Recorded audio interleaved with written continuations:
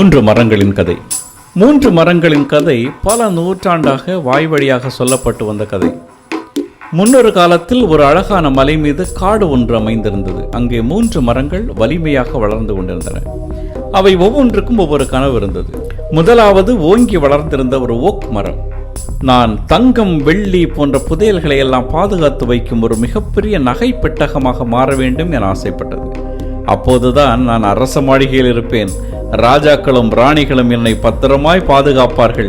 நான் அவர்களுடைய செல்வத்தின் அடையாளமாக இருப்பேன் என அது நினைத்து கொண்டது. இரண்டாவது ஒரு பைன் மரம். அதற்கு அரசனின் அருகில் சும்மா இருப்பதில் உடன்பாடில்லை. பெரிய கப்பலின் பாகமாக வேண்டும் என விரும்பியது. அது கடலில் நல்ல சவாலான பயணங்களை நடத்த வேண்டும் என ஆசைப்பட்டது. அரசர்களையும் அரசிகளையும் பெரியவர்களையும் அழைத்து கொண்டு கடலில் இதுவரை யாரும் சென்றிடாத இடங்களுக்கெல்லாம் பயணம் போக வேண்டும் என விரும்பியது. மூன்றாவது மரம் ஒரு சின்ன மரம். ஆனால் அதற்கு ஒரு வித்தியாசமான கனவு இருந்தது. நான் வளர வேண்டும், வளர்ந்து வளர்ந்து வானை தொடுபவனாக வேண்டும், எல்லோருக்கும் கடவுளை காட்டுகிறவனாக இருக்க வேண்டும், விசுவாசத்தின் அடையாளமாக நான் இருக்க வேண்டும், இந்த மலையின் உச்சியில் நான் நிமிர்ந்து நிற்க வேண்டும் என்றெல்லாம் அது நினைத்து கொண்டது.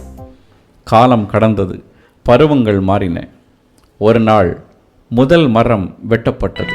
தான் பெரிய பெட்டகமாக்கி பொக்கிஷங்களை பாதுகாக்கப் போகிறேன் என்று அது நினைத்தது. ஆனால் அதை வெட்டி சென்றவர் ஒரு சிறிய தீவன தொட்டியை செய்து அதை ஒரு தொழுவினில் வைத்தார். ஆடுகளும் மாடுகளும் அதிலிருந்து சாப்பிடத் தொடங்கின. மரம் கடுமையான மன உளைச்சலுக்கு ஆளானது. தன்னுடைய கனவுகள் எல்லாம் உடைந்து போனதாக கலங்கியது. ஆனால் ஒரு நாள் வந்தது. அந்த நாளில் ஒரு குழந்தை அந்த தொட்டியின் மீது கிடத்தப்பட்டது. அந்த குழந்தை இயேசு கிறிஸ்து. அப்போது அந்த மரம் புரிந்து கொண்டது, உலகிலேயே மிகப்பெரிய பொக்கிஷத்தை தான் சுமந்து கொண்டிருக்கிறேன் என்கின்ற உண்மை.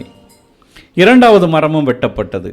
அது தான் ஒரு கப்பலாக மாறி கடலில் மிகப்பெரிய சாகச பயணங்களை நிகழ்த்த வேண்டும் என நினைத்து கொண்டிருந்தது. ஆனால் ஒரு சின்ன மீன்பிடி படகாக அதை மாற்றினார்கள். அதற்கும் மிகப்பெரிய மன வருத்தம். தனது கனவுகளெல்லாம் சிதைந்து விட்டது என புலம்பியது.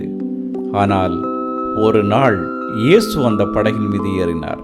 ஐயோ, கடவுளை தாங்குகிற பாக்கியத்தை பெற்றேனே, இதைவிட என்ன பெரிய சாகச பயணம் என அந்த படகு சிலாகித்தது.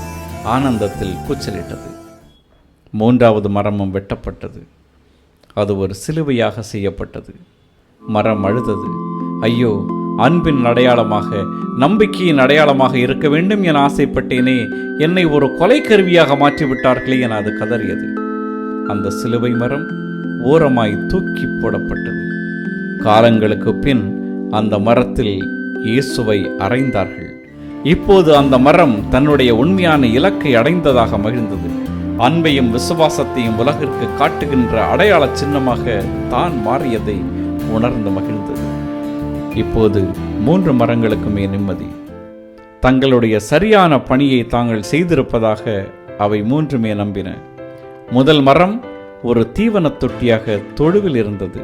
தீவன தொட்டியாக இருந்து உலகின் மிக உயரிய செல்வமாகிய இயேசுவை சுமக்கின்ற பாக்கியத்தை பெற்றது.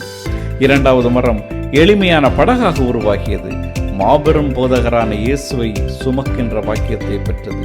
மூன்றாவது மரம் ஒரு நிராகரிப்பின் சின்னமான சிலுவையாய் உருவானது.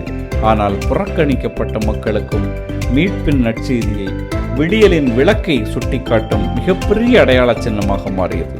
தங்களுடைய விருப்பத்தையும் தங்களுடைய ஆவலையும் பூர்த்தி செய்வதல்ல, இறைமகனுடைய மாபெரும் திட்டத்தில் தங்களை இணைத்துக் கொள்வதே முக்கியம் என்பதை அந்த மூன்று மரங்களும் உணர்ந்து கொண்டன. நம்முடைய வாழ்க்கையிலும் நமக்கு எத்தனையோ கனவுகள், சிந்தனைகள், நோக்கங்கள் இருக்கலாம். ஆனால் அவற்றை விட மிக உயர்ந்த, மிக தேவையான, மிக சரியான இடத்தில் இறைவன் நம்மை கொண்டு அமர்த்துவார் என விசுவாசமே நமக்கு முக்கியம். இந்த கிறிஸ்துமஸ் அத்தகைய விசுவாசத்தை நமக்கு தரட்டும்.